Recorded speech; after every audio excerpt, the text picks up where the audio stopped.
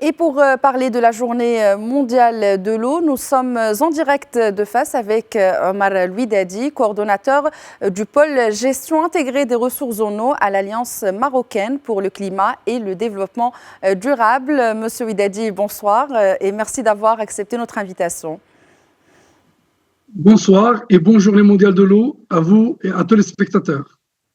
À vous aussi. Alors, tout d'abord, justement, un mot sur la thématique choisie cette année par l'ONU, à savoir la préservation des glaciers. Quelle est la place aujourd'hui des glaciers, justement, dans la préservation de cette ressource ? Pour bien parler de la place des glaciers, là, les chiffres sont très significatifs. Il faut savoir que 97% des ressources hydriques mondiales sont des eaux saumâtres, des eaux salées, et 3% seulement, c'est des eaux douces. Et sur les 3% des eaux douces, 2,5%, c'est le pourcentage des glaciers. Et donc, c'est des réservoirs naturels des eaux douces dont la préservation est plus que cruciale. L'accentuation des changements climatiques et l'effet de serre, bien sûr, accélère la fonte de ces glaciers et nous savons parfaitement que ces glaciers, ce sont eux, lorsque la fonte se fait d'une façon très lente, alimentent les bassins versants et bien sûr les nappes phréatiques, surtout pendant les périodes sèches. Et donc, dans la stratégie globale de la sécurité hydrique, la préservation des glaciers est une chose cruciale pour qu'ils puissent continuer à assurer ces rôles. Mais malheureusement, l'accentuation de l'effet de serre accélère la fonte de ces glaciers et donc c'est un réservoir d'eau douce super important qui est en train d'être gaspillé et amplifier la crise hydrique. Et à cause notamment de la sécheresse et du changement climatique. Alors au Maroc, justement, les dernières précipitations en ce mois de mars représentent toujours une bouffée d'air, même si le niveau des ressources hydriques reste inférieur par rapport à la moyenne historique du Maroc. La question qui se pose aujourd'hui, M. Louidadi, comment capitaliser? Est-ce qu'on peut capitaliser sur cette embellie afin de préserver cette ressource ? Je pense qu'on doit capitaliser sur ça. Donc l'enjeu, c'est de pouvoir transformer chaque épisode pluvieux en une opportunité hydrique, vu la pénurie que nous connaissons. Et bien sûr, cette embellie, comme vous venez de le mentionner dans votre question, donc il s'agit de saisir cette occasion pour renforcer davantage la capacité de stockage dont on dispose, et ce, à travers bien sûr la réhabilitation des barrages qui sont existants et accélérer la mise en place des projets en cours. Et bien sûr, il faut toujours développer, continuer à capter, à valoriser les eaux pluviales en rechargeant les nappes phréatiques et bien sûr en investissant dans des canalisations et dans des conduites qui permettent de préserver cette ressource. Et donc, je le redis encore une fois, il s'agit de l'adoption d'une gestion préventive pour pouvoir transformer ces épisodes pluvieux qui ne sont pas malheureusement réguliers pour qu'ils puissent être transformés en opportunités hydriques. Nous avons vécu 7 années successives, consécutives de sécheresse et donc ces épisodes sont très précieux et c'est une source de richesse qu'il faut savoir et pouvoir, pour ne pas dire devoir, exploiter avec cet arsenal de barrages dont on dispose et qui nécessite un travail de réhabilitation mais aussi élargir par la construction d'autres barrages.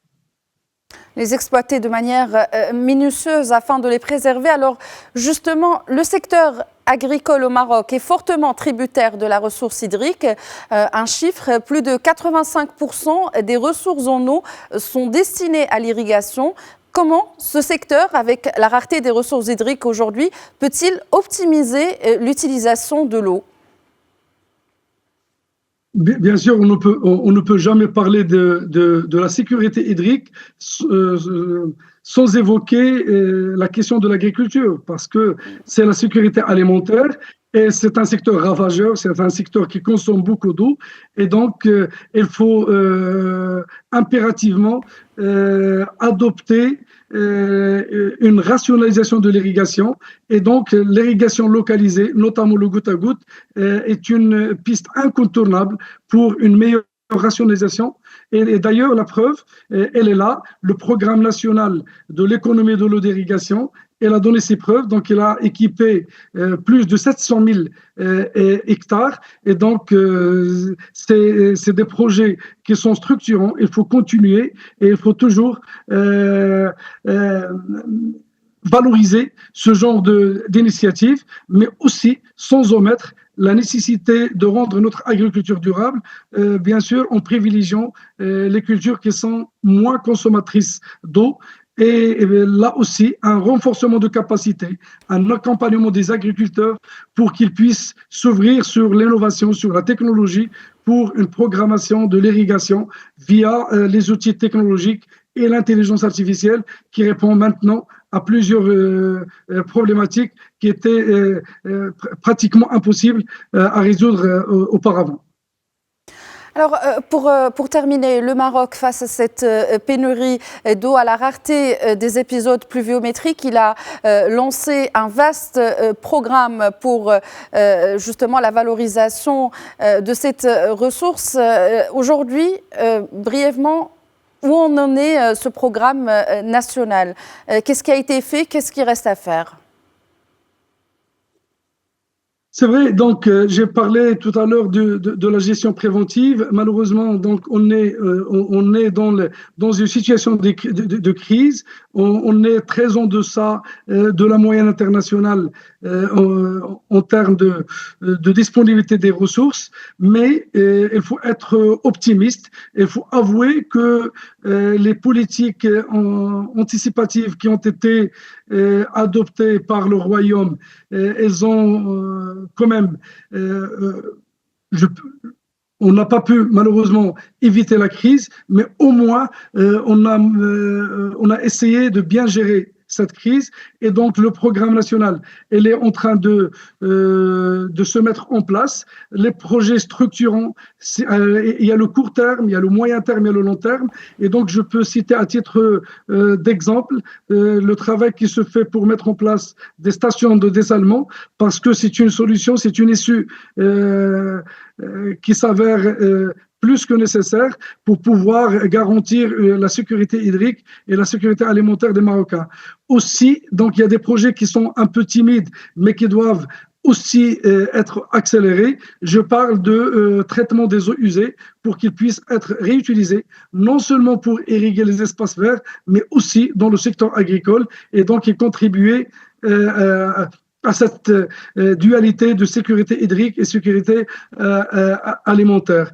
Et donc, l'innovation, continuer à innover, à exploiter les technologies dans l'irrigation, dans la gestion, mais aussi, un petit détail, très nécessaire, c'est de revoir l'infrastructure hydraulique pour minimiser au maximum les pertes, parce qu'il y a quand même un démotionnement qui fait qu'au niveau des canalisations, il y a la perte de l'équivalent d'un barrage de taille moyenne à cause de ces pertes au niveau de l'infrastructure hydraulique. Donc, une approche systémique, holistique, globale, qui tient en considération tous ces aspects, associés à une bonne gouvernance, c'est-à-dire une gestion participative, intégrée, territorialisée, et qui fait intégrer pouvoir public et secteur privé.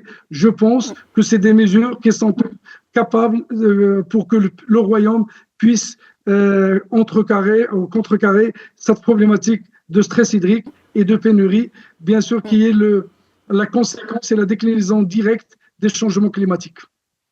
Et j'ajouterai le terme préventif que vous avez utilisé tout au long de cette interview. Amal Ouidadi, je rappelle que vous êtes coordonnateur du pôle gestion intégrée des ressources en eau à l'Alliance marocaine pour le climat et le développement durable.